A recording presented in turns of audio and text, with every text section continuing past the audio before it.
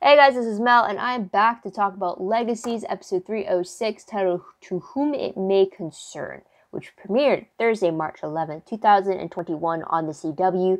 I'm recording this, well, it's 11:22 p.m. for me right now on the same night, so an hour and 20 minutes roughly since it has aired. So huge spoiler alert, if you haven't seen the episode already, please go do so first, and then come back and see what I have to say about the episode.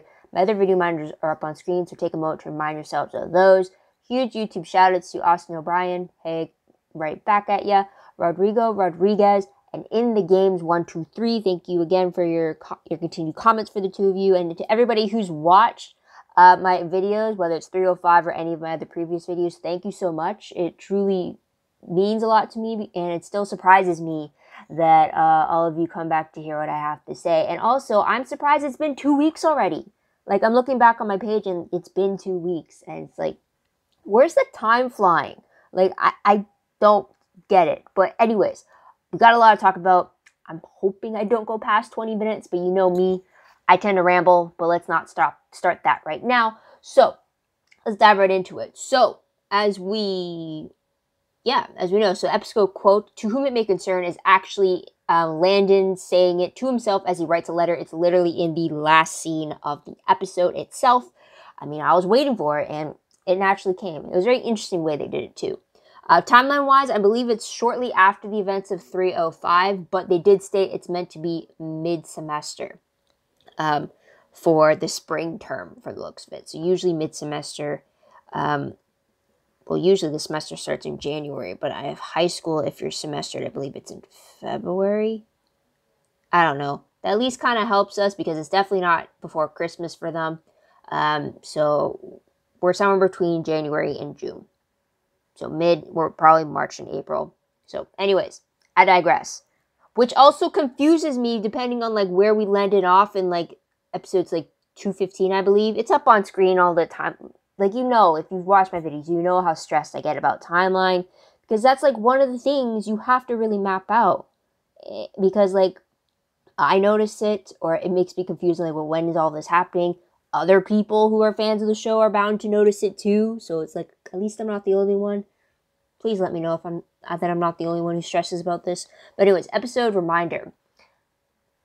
It's a little tricky because I want to say new starts because of the fact that we got first day of school. We got people coming, well, what was supposed to be coming back from like their little 3-week break from the school itself. And then kind of Landon's new journey. So I'm going to keep it at that, but it is no way connected to the title of To Whom It May Concern. So there's that. Featured creature is a little different because technically there wasn't a monster that attacked the school. And we do get the return of the necromancer, but he's within Malivore, so do I still count it? But otherwise, there's no one new, I would say. So there's that. Episode breakdown. So there's kind of a few, but there's 3 major ones I kind of pinpointed it down to. The first one is the student recruitment on Overdrive. This one has a few sub storylines going on, which I will touch point on. Second one being ice cream in Malivore. The third one, Josie's first day at Mystic Falls High School. That's very self-explanatory, to be real. But let's move on to the first storyline of student recruitment. So pretty much, previous episode, we had at the very end, Alaric pretty much telling Hope that they have to open the school. They can't keep putting it off after putting it on break for 3 weeks. But because they did that, none of the students at the school are returning because of very concerned parents that they're finding out that the whole school was pretty much put on a warpath against resurrected monsters from Malivore to fight off the necromancer. Understandably so, the concerns. So, while Alaric is trying to go talk to these parents to try to get students to come back because he needs at least 30 names to keep the school open and following the regulations set by the town charter for a school. So while that's happening, all like our super squad of students that stayed behind, they are now dealing with a tour group of prospective students and trying to get them to also sign up to be new students. But the fact that the school is empty is making it a little hard to sell how great of a school it is. So with each mishap that happens, they lose students along the way until we're left with only 3, 2 witches and a vampire. I'm assuming it's 2 witches. I think. Oh, now I gotta check. It'll be up on screen if I make an incorrect, if I'm incorrect about it. Now it will be corrected on screen as I edit this. So there's that. But meanwhile, while all this is happening, Hope is dealing with her grief over Landon being dead, and that grief is really messing with her control over her magic, which is kind of the reason why some of these dangerous mishaps of magic keep happening, and kind of like letting the new students kind of like, okay, I don't want to actually go here, it's not safe, kind of a thing. But you can't really blame her because she's seeing memories of Landon all over the school. So the girl's grieving, and she's been through a lot. So I'm not going to blame her. And it was a clever way for them to kind of still have scenes together, even though like some of them were like repeat footage. But anyways, I'm digressing. So second storyline deals with us being inside Malivore. So the end of the previous episode had Landon finding this bright white door in the darkness and opening it. So we actually see him go behind the door, and it turns out to be this creepy ice cream parlor where the necromancer is chained to be its server. We find out that he was consumed by Malivore in the prison world that they were trapped in together, and now he's forced to deal with the humans that accidentally get consumed by Malivore by like treating them at this ice cream shop before they get spit back out. I think that's what he said his purpose was. But then he starts complaining about how like it's his torture for him, like Malivore wanted to like have this torture be complete and everything, leaving him with riddles that he couldn't figure out. But Landon figures them out, but then he gets betrayed by the necromancer. I mean, there's no surprise there. But the necromancer gets beat to a pulp by Landon, who then escapes through the portal, who's only meant for one person to go through. So that's quite something there that we got to see with Landon. But we'll talk about Landon again later. But the third storyline deals with Josie's first day at Mystical Highs.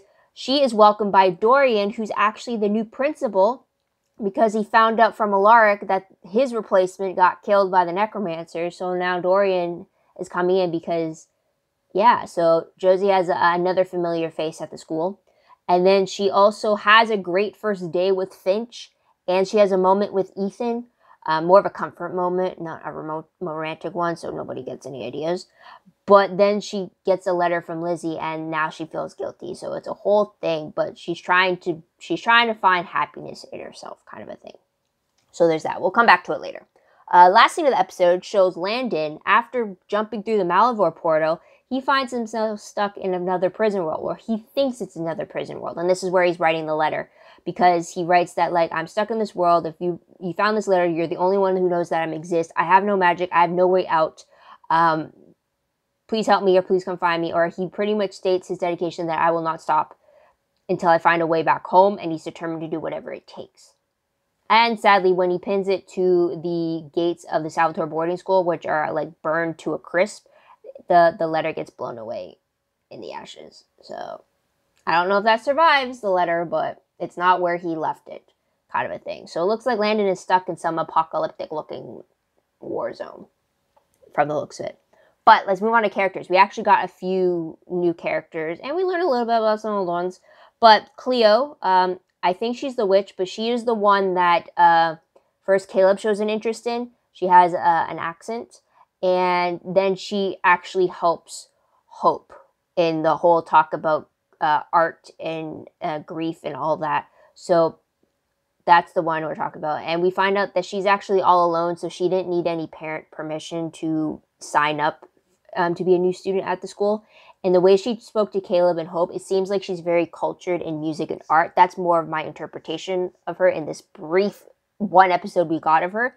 But I am so glad she's signing up to be a student, because the one episode was enough for me to be intrigued with, like, okay, Cleo, like, I'm glad you're staying, kind of a thing. Okay, and then we got Gabby, who I'm assuming is a witch because she mentioned that she attended her last school in Belgium, which also happens to be the same school that Penelope goes to. And she was really using the information she learned from Penelope to antagonize Lizzie. Plus also, Lizzie kind of gave her comparison to Hermione Granger, Harry Potter. But then we find out that she is going, when we think that she's not going to sign on to be a new student, we find out that no, she actually is, because her friend Wade convinced her of how great the school was. And we find out that Wade has known Gabby for years through Dungeons and Dragons, just they've never met before. I mean, on the one hand, I'm like very happy that Wade is able to have someone play Dungeons and Dragons with him because MG kind of said no to him. But then at the same time, it's like, what are the odds of like them never meeting and like yet she ends up at the same school that he does? Like, or maybe they did know that each other was like of a magical secret. I don't know. But a part of me was like so happy that Wade now has another friend. But then another part was like, that's very convenient to have that connection kind of a thing.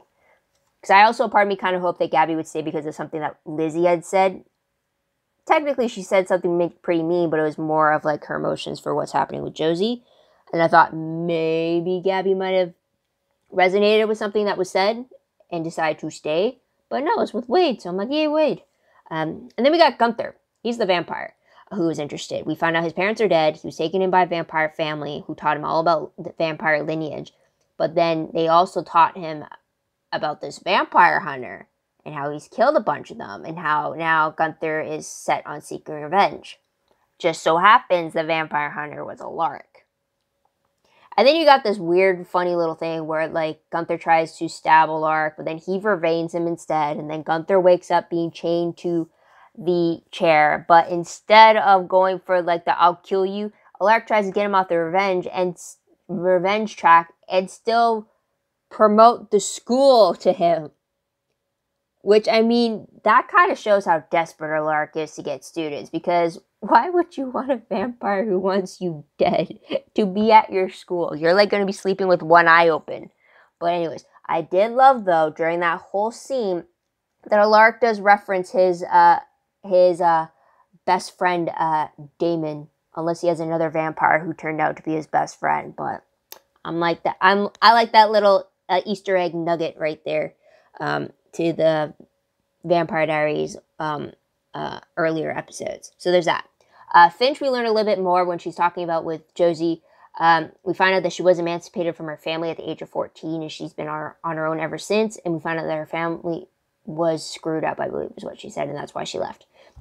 So that was brought on because she was explaining to Josie how it took her a while to not feel guilty for leaving and how she needed to be okay with being happy because Josie was talking about how she felt guilty for feeling happy that day when like everybody else back home was like really stressing out and stuff, and like she felt guilty for feeling happy when everybody else wasn't.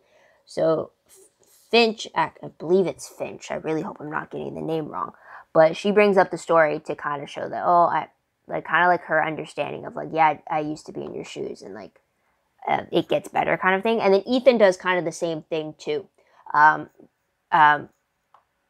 with how like he relates to Josie on the level that him and Maya, his sister, don't go to the same school anymore. And he stayed behind because it was something that was best for him. But then him feeling guilty about leaving her behind was something that Josie kind of related to because in a way she felt like she was leaving Lizzie behind. So that's something that they related on. Yeah, her name's Finch. Double checked it. Okay, so that's something that was expressed between the two of them. I still do not know if Ethan and Maya are twins or not. Because the wiki page I always check, it only just says that they're brother and sister. Like, it doesn't have any ages or dates for them, so I don't even know if they're twins or not. I just know that they went to the same school. But that could mean, like, anything. Like, one could be a freshman, one could be a sophomore, one could be a freshman, one could be a junior. And then, like, or one could be a freshman, one could be a senior. Though I doubt that. Because then, yeah. So it's either they're either twins, 1 year apart, or 2 year apart. 3 years is pushing it, kind of. But, yeah. So anyways, that is about it. But let's go to tidbits very quickly. Very beginning of the episode, Josie points out the fact that the wish box that we with the wish box artifact that we were hunting down in the previous episode, a lark actually fished it out of the lake when Hope tossed it into the lake at the end of the previous episode. So we found out that he fished it out, but he still has no idea what it does. So why he did that, no idea. We'll bring it up later. We also find out that MG and Alyssa broke up because she cheated on him with Jed, because Jed tries to apologize to MG for sleeping with Alyssa, which Wade kind of is on Team MG out of this. But I'm pretty sure I brought that question up in the previous episode about whether or not when Jed walked out naked and then Caleb saw that, and then they were meant to have like that pool party thing, and I had questioned whether or not did he sleep with another girl or did he sleep with Alyssa, and kind of a thing. And, like, I didn't think it was going to lead to anything, right? But they did have to find a way to write Alyssa off because she does have her new show. So I get that. But I was surprised that I was even close to that coming true. But anyways, we do have MG continuing his semester of no. And he does reveal many truth bombs to people as he does it. To Wade, to Jed, to Lizzie even. To Caleb too, I believe. So... For Lizzie, it backfires, though, which is funny, which we'll talk about later. So there's that. And then Dorian, very quickly, is the fact that he is still with Emma, and he made a promise to her to get a job that was away from monsters, which is why he took the principal job at Mystic Falls High. So there's that. Most shocking moment of the episode, I will have to say, is the fact that we got Dorian back. I wasn't expecting it, but I'm so glad that he's back. I'm hoping it's back to him being recurring presence. I missed him. And then hopefully it's just more of like a familiar face for Josie while she's at that school. Plus, it does make sense that the principal of that school is fully aware of, like, the supernatural, so that if anything were to happen, the two schools can kind of, like, hey, help us out, or cause a distraction, kind of a thing to keep the kids away and stuff, so that's something. And then another shocking thing was the fact that Landon actually ended up elsewhere in, like, some other apocalypse. I thought, if anything, I knew that if there was a very small chance that Landon would go back to, like, the real world, his world. But I thought maybe he would have ended up in the prison world that Malivore and the Necromancer were originally trapped in. So I'm kind of surprised that he seemed to have ended up not there and somewhere else. But I'm wondering, where could that other place be? Is it another prison world? Like, what is it? We'll talk about it later, though. But yeah, let's move on to top 3 favorite moments. There's actually a lot of smaller moments that I like, so I tried to group them together so it didn't seem as long of a list, hopefully. First favorite I did have was between Hope and Cleo. Love that. Especially when I was already getting good vibes with Cleo with the way she was talking to Caleb, but then the fact that she didn't just leave, but she went and found Hope, and then she stayed and tried to help her through this grief that she felt and tried to bring this understanding. And then Hope actually listening and taking what she says to heart and true. And it was just like, I love it. And then at the very end, when we see Hope helping Cleo unpack, I'm wondering, are they roommates now? And it was just great to see Hope smiling again, to the point that Lizzie recognized it and she didn't want to come in between that good moment for Hope, and she stepped away. So I'm really excited to see what kind of a friendship and dynamic are between Hope and Cleo, and I'm more excited to see what else we can learn about Cleo. I just hope she's not some, like, Trojan horse or, like, some enemy in disguise that we're going to have to get rid of later. Like, I really want Cleo to stay. So there's that. Another favorite I have is just going to be Josie-centric, because not only does she have a great day, but she had a great morning start with Alar. He was so excited to see her off for her first day of school, saying, like, this is the first time he's ever had a chance to do it, because I guess it's different if his kids are going to his own school, kind of a thing. So he was making a whole big deal of it. He packed her bag for her. He packed her lunch for her. He gave her emergency money, cell phone, full 9 yards. And it was just so sweet of a moment, especially when, like, lately we don't get many of those moments between him and his daughter. So I'm glad that Josie had this moment to herself with her father. So that was something there. I did also appreciate the few moments that Josie had with Finch. Finch wanting to decorate Josie's locker, their dynamic in the chemistry lab, their opening up to each other outside of the school, and just being on, just looks like they're getting closer and they're definitely vibing with each other. So I'm really liking the progress of that. I can't wait for them to actually be together and be in a relationship. But I do like the buildup of where they're going, and I like that they're not shying away from it. like it's not something denied, because I think Finch specifically said like she was flirting, and she knows that she probably went a little too far, like first off, like she didn't ease into it. She went straight to 100 instead of going like slowly to 100. But it's still like, at least we know like that's where her motives are. She likes her like that. So it's like there's no question of, well, like, do they or don't they? It's like, well, it's just them getting ready to be there, kind of a thing. I hope I made sense. But yeah, so there's that. And then also Josie's moment with Ethan in the hallway. I mean, like, I really like that they could be supports systems to each other and friends. And it was just great to see that, like, he actually went looking for her because he figured the first day might be tough for her. And it was just great that they were able to have that friendship between them. And then, like, I'm a little mad that that's Ethan's only scene in the episode, because he is a main cast member. He should have more scenes, right? But I'm really glad that it was a meaningful moment between the two of them. And I still can't tell if, I'm pretty sure their parents aren't dating anymore. So maybe that's another reason why they're bonding. But I really like the friendship between the two of them. And then I really like the potential relationship and romance we're going to get with her and Finch. So I'm excited for what's in store for Josie. I had my reservations. As you know, I was a little worried about it when she was talking about the decision in 304. But after this day, after this first day for her, I think I'm more optimistic about it. And then you add Dorian, who's another familiar face for her, so there's that.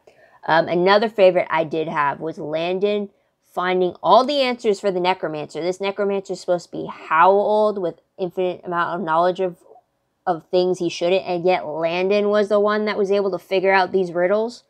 So I really like that. Plus also him listing every possible thing the necromancer could do to find out what he would never do, but then also finding out what it was the necromancer would never do and forcing him to do it.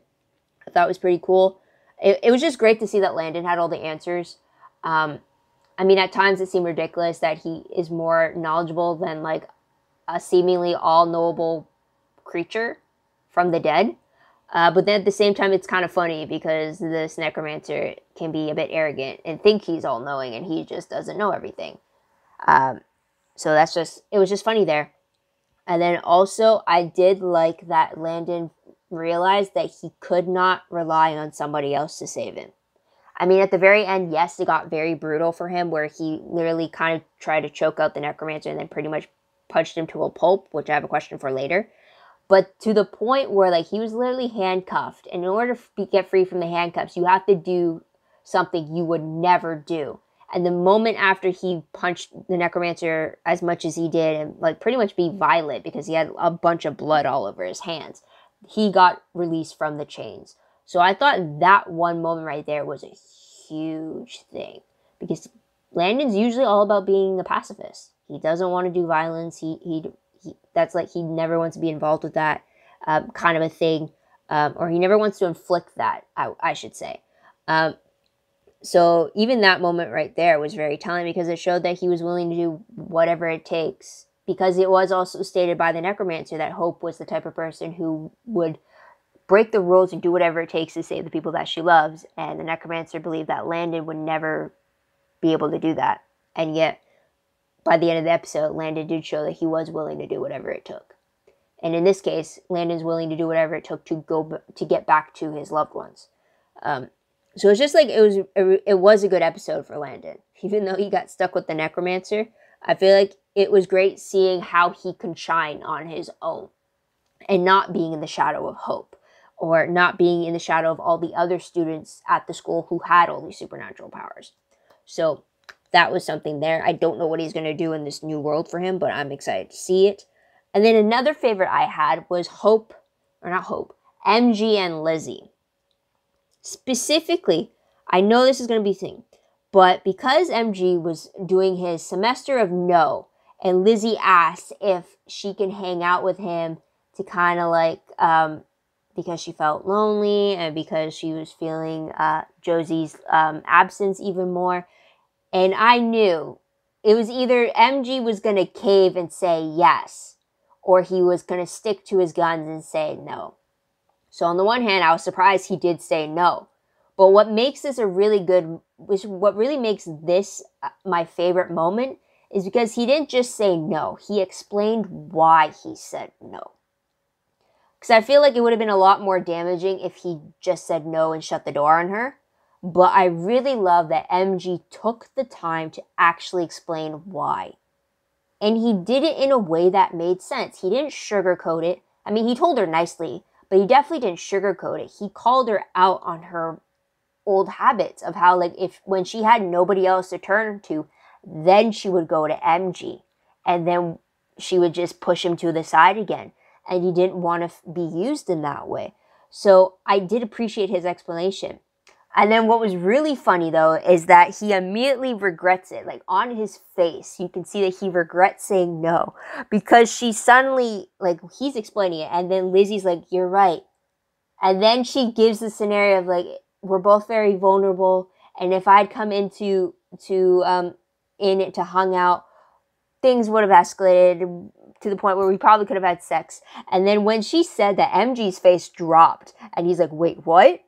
And then you knew he immediately regretted saying no after finding out that that's where Lizzie's headspace was. But he still stuck to his guns, and then Lizzie she felt more mature about the decision. I'm like, okay, yeah. And then also his speech about how you can't rely on happiness from other people. You have to find happiness through your own actions, which I thought was really good advice as well, too. So MG has some very, very sound advice during this conversation, and then Lizzie's just reaction to it, just throwing him off, was just the comedic cherry on top for it. So I think it was really great, and I feel like if it was anybody else, Lizzie would not have absorbed it as well as she did with MG telling her. But I also think it's just because he was calling on their previous dynamic. So I get that. But I also think he is completely unaware of her feelings until she mentioned sex. And then he's like, wait, what? What did I miss? Kind of a thing. So I thought that was hilarious. So there's that. But moving on to top 3 peeve moments. I actually have one peeve. And it was the fact that we actually don't have a scene with Lizzie and Josie. The only time they quote unquote interacted was when Lizzie left a note for Josie in her school bag. That was it. And I kind of wish that I get why we did it because of COVID, and that's, like, one less interaction to deal with. But, like, at the same time, it's like, this is the first time they've had to go to school separately from each other. It's like, that's a big deal, let alone for twins, right?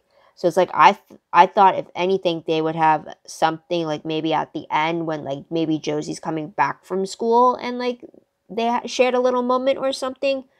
But, like, I was kind of surprised that I didn't get anything of that, So yeah, that was really peeved there. Because I kind of wanted to see Josie coming back from school and then Lizzie waiting for her. And they're both, like, sharing how their days were with each other. Because Lizzie's whole fear about it was that she was going to lose her sister. Like, she was going to drift apart and, like, not be in her life anymore if she went to the Mystic Falls High School. So I kind of wanted to see if that fear would be slightly not an issue if they had, like, talked together. But it's a small thing. Otherwise, this episode was pretty good. I didn't really have any issues with it. Just more questions, if anything. So we'll dive right into that now. Random questions. First one: did Landon kill the necromancer during his very violent punching fit, or was it only temporarily that he was able to knock him out so he can use the portal during its one use only time? Plus, also, I just want to know if we're ever going to see the necromancer again, because I'm kind of over him. You know what I mean? So there's that. Second question: is Landon in another prison world, or is he in an alternate world? Because the whole burnt up school in the background and the whole burnt atmosphere around him, it had me thinking of Lizzie's apocalypse world when she made that wish in season 1 to the genie about living in a world without Hope Michelson. So it had me thinking about that, which is why I'm thinking maybe an alternate world. I mean, that would be so cool if they managed to introduce the idea of like their version of a multiverse. But like if he's stuck in another prison world, it has me wondering, well, which other prison world could it be to have it look the way it does? Like, you know what I mean? So that's a question there. Another one is that the necromancer did mention that time worked differently in Malivore, so I'm wondering how long do you think it has been for Landon being in Malivore? I mean, the fact that we started off the episode the same way we left it with him in the previous one has me thinking for him it's only maybe been like a few hours, like maybe a day. But since he kind of disintegrated in Hope's arms, but then, as we know, for the school, it's been at least 3 weeks since Landon disappeared. So that's a question there. Another timeline issue I'm going to have to deal with. Great. But the question I did mention beforehand, though, was about that artifact, the wish box. I'm wondering, why would Alaric go fishing in the lake for that wish box that Hope threw in there if he believed that it didn't do anything? I mean, what changed for him to want to go in the lake and go swim to the bottom to grab it? Like, did he notice the light that came out from it afterwards when it hit the bottom? Or like, was it because he grabbed this artifact and he's trying to figure out, okay, what does it actually do? Or does he still think that it can grant wishes? Because otherwise, I would have thought they would have just assumed it was a regular music box and just threw it in the lake and left it there, you know? So there's that. But let's move on to predictions very quickly. Based off the promo for 307, we're dealing with a leprechaun who looks very, very scary. I mean, not like scary like I'm going to get terrifying, but more scary. It's like, I can't believe it looks like that. Like, I don't know. It just, like, it felt weird to me. Or it's either because he was shown in, like, the light instead of being concealed in shadows, which usually adds to the creep factor, but the fact that I saw it in full light, it reminded me of the fairy tale world. Like the leprechaun version for that fairy tale world. Anyways, promo shows that everyone wants to go on a crazy selling spree for money thanks to the leprechaun. One thing I didn't like about this promo is the fact you told me what the creature was and you told me what it does. What happened to just leaving me in suspense and wondering, okay, what's the creature going to be? Or like, I mean, what's the creature going to be? Or like, what is it going to do? And like that question kind of a thing. Kind of like with that dream demon in season 1, where it's like, it told us it was one thing, but it was actually turned out to be a different thing that it did. But like here, it's like, you told me what the creature was. So I hope you're wrong. And I hope it's a misdirect. But yeah, there's that. Synopsis though reads that after the Salvatore School runs into some financial difficulties, Lizzie suggests they hold their first fundraiser. While Alaric attempts to work things out with the bank, he puts Caleb in charge of overseeing the events at the school. Elsewhere, Cleo helps Hope cope with her emotions, while MG seeks help from Alyssa. Finally, when a leprechaun shows up at the school, it might just be what they need to turn their luck around. Josie and Jed also appear.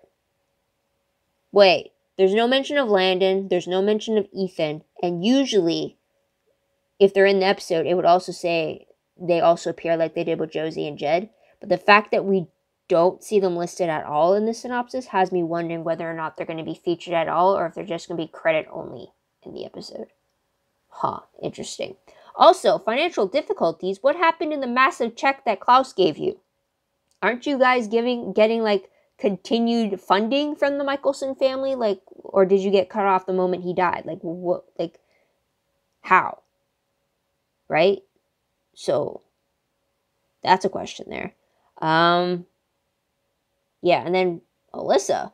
MG, why would you go to Alyssa? She's the ex that broke your heart. Why would you go back to her? Plus, also, I'm confused because I don't know. Maybe it's just a one-episode thing. She comes back. Or maybe it's through the mirror, because we did see her kind of briefly in a cameo when she was trying to contact him through the mirror that they communicate with over long distance. But if she's long distance, what was the reasoning for her to leave? Right? I don't know. Anyways, so from all that, though, predictions overall. So I want to think, because of the way we left Landon off and the fact that he thinks he's the only one in the current world that he's in, and he has no way of going back home, no magic, I had no idea of where to look to. Very similar feeling when Bonnie got stuck in the prison world alone in the second half of season 6. There's that. And then also similar to what Kai had to deal with for 20 years, first time around when he got stuck in his first prison world. So I'm wondering if, because time moves differently as well, I'm wondering if by the time Landon actually returns to the Salvatore School and to Hope, I'm wondering if we're going to get like a really transformed Landon to like maybe like being battle weary for being alone for so long. Kind of having me thinking of like Supernatural and Purgatory Dean that we got at the start of season 8, where like he spent a year in Purgatory fighting for his survival and being very soldier-like. I'm wondering if we're going to get something similar like that for Landon after he fights his way through everything to get back to Hope and the school. Because we don't know how long that's going to take. Both for him to actually experience it, but then because of the possible time differences they deal with. So I'm wondering if that's what we're going to get. I'm going to be very interested to see Landon have that type of experience under his belt, but then at the same time, it's like, if he's alone in the world, what is he going to experience, kind of a thing, right? So I'm excited to see where that can go for Landon, and I'm wondering how long that's going to go for. Because, let me double check. I think this season is meant to have 20 episodes. Season 3. Correct answer will be up on on the screen if I'm incorrect, or if I'm correct, either way. 20 episodes based on the wiki page for this episode, or for this season. So if maybe it takes him to be away for half the season, maybe we'll find an answer in episode 310, maybe. Or they might make it so it's like, halfway through when he left. When did he leave? 304 is when he disappeared. So it's 16, maybe 8 episodes away. So episode 312, maybe we might see him returning and then having to deal with those ramifications. I don't know. But I'm definitely excited to see about that. But otherwise, I think that's going to be pretty much it, guys. What do you guys think about this episode? What do you guys like about it? What do you think will happen next? Let me know in the comments down below. I'd love to hear your own thoughts, theories, and opinions about all that good stuff. Also, don't forget to like this video, subscribe to my channel, and check out my other videos if you haven't done so already. If you want, check out my Tumblr page. The link for that is down below. I reblog promos, web clips, quotes, gifs, synopses, news, all that good stuff, all found in one place. Go check that out. I am fully behind, but I am 2 weeks away from completing my my screenwriting program. And it's those final assignments in these last 2 weeks. And then I'll have a week off before I start my bachelor's program. So in that week, I plan to update Tumblr like fully. And with that, I'll also update WordPress, which link is down below as well. Anything I post online is connected to WordPress. A little more organized, a little more detailed, but still a work in progress as well. Usually, when I update Tumblr, it's usually the same day I'm going to update WordPress. So just be mindful of that. But it's always fun making those websites up to date and just see what everyone's been creating while I've been gone. So that's always pretty cool. Otherwise, I think that's pretty much it, guys. If you haven't already, check out my tier ranking playlist, because I did tier rank The Vampire Diaries and the originals, the seasons for both of those shows. Again, my own thoughts about them, but I would love to hear about your own ranking in the comments of those videos as well. And I'm still planning on doing a slightly different version for Legacies. But again, that's going to be on the back burner until I'm done with, I'm fully graduated from this current program. So, we're back next week with a new episode. So until then, guys, this is Mel. Wish you all a great day, great week wherever you are. Please stay safe. Please wear a mask. And have a great time. Bye for now.